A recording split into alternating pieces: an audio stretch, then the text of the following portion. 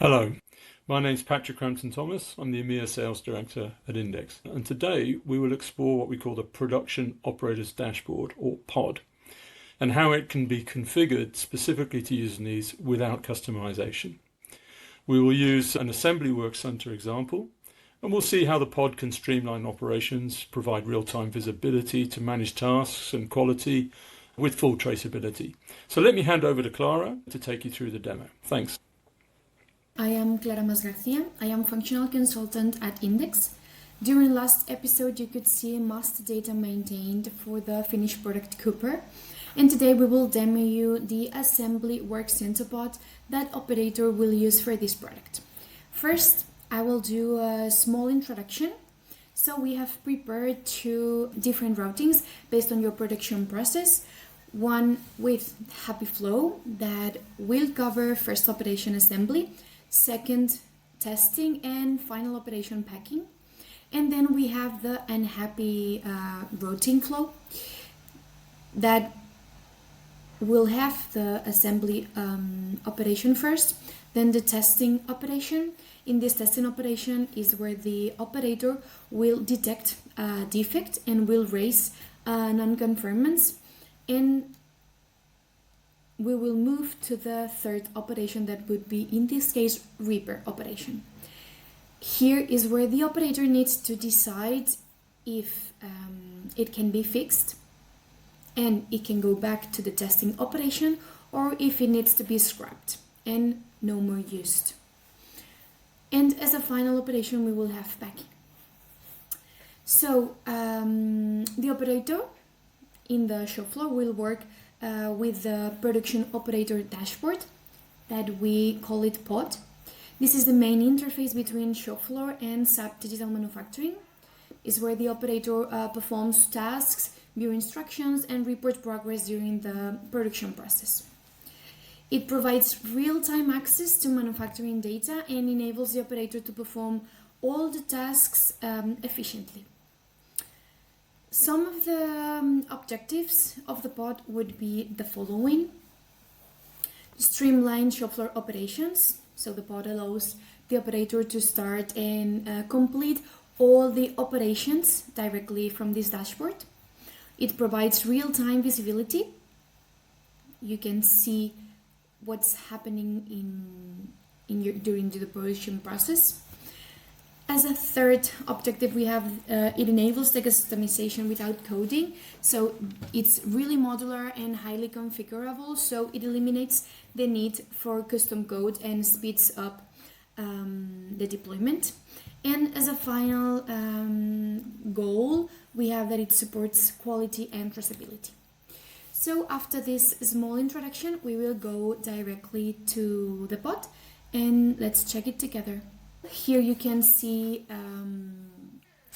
first page in the pod. In the first part is where the operator needs to select in which workstation he's working on. Also, there's the possibility to make it default during the configuration if this pod is only useful for one workstation or specific workstations. Okay. Below, we can see a list of shop floor controls that are SFCs. These are essentially tracking units that are used to monitor and manage the production of items. Okay, so each SFC is directly related to a production order. At the bottom of the screen, we can see there is this availability chart that it shows indeed how available the machines in this specific workstation are. For example, if they're working, if there's some downtime scheduled for them, or if they are unexpectedly stopped. This might help the supervisors have a clear understanding about what's happening in the shop floor and during the manufacturing process and possible bottlenecks. In this case, the operator will select and choose the SFC based on the scheduled start date, but he could also start any of the SFCs that are available in this list. He can scan it or just select it.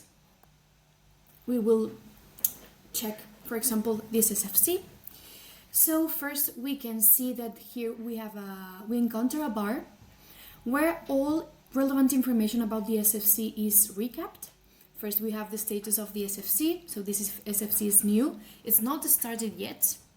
Then you can see the workstation we're working on, the machine that we're using, the quantity that has been produced, the expected quantity, and the order that it's related to, and also the finished product and its description. Okay, so before starting this operation, I wanted to share with you that we have created a validation rule that it's assigned to this start button that will automatically check if the machine is productive to be able to work on it, so the operator does not have to worry about it.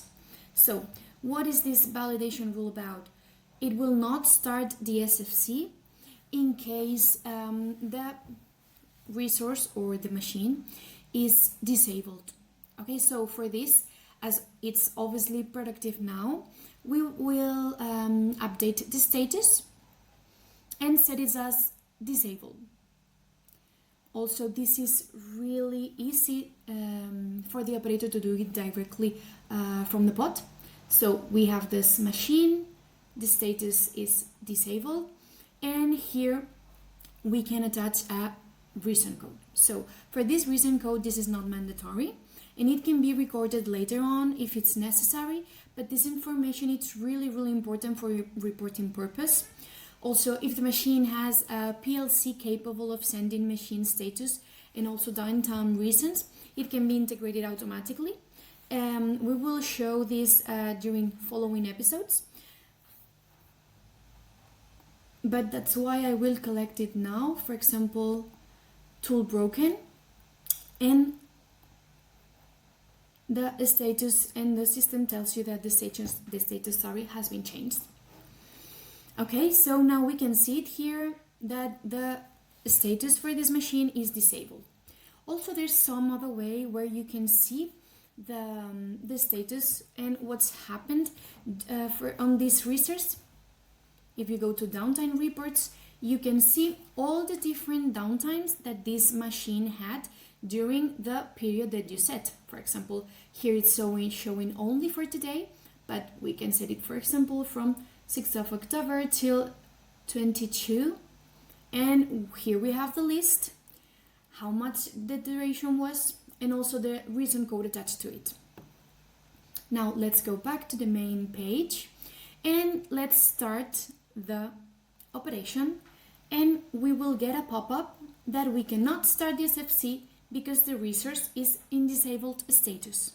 Okay, this is the validation rule that I was talking to you about. Now I will set it again as productive, and it is enabled now. Let's start the operation, and we will get also a message that the activity has been started in the assembly operation. Okay, so now we will check the work instructions. These are digital guides used in manufacturing to help the workers perform tasks correctly and efficiently. Think of them as a step-by-step instructions that would appear on screen, so operator can check. In this case, we have configured a 3D work instruction where the operator can select step-by-step what they need to do, how the assembly process is.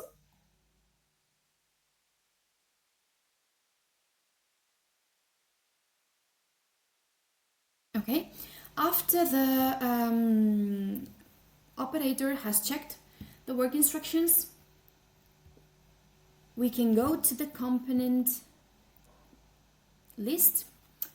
This is the bill of materials. Okay, this bill of materials is transferred directly within the order. In this case, it was transferred from S4HANA. Okay, and it's really user-friendly. So the operator just needs to click on assemble, and here you can see the first component and also the quantity that needs to be assembled for it. Then he just clicks add, and the component changes automatically. Okay, this is based on the configuration that was done previously. You can see here, choose auto next, what this means. So every time we add a component, the system will show automatically the next component to be assembled, so the operator does not need to go back every time to this screen. Okay, so this component has been assembled, and now we're checking at this one, and it was changed automatically. Now we will also assemble this quantity. We can see that the component has changed, and now we need 10 pieces from this component, and this is the last one. Okay, so all components have been assembled, and the consumption or the use of these components have been automatically transferred to ERP. So the operator does not need to perform any additional task on this. Okay, so after this assembly of components is completed, now we will check on data collection. So let's check if we have some parameters to collect.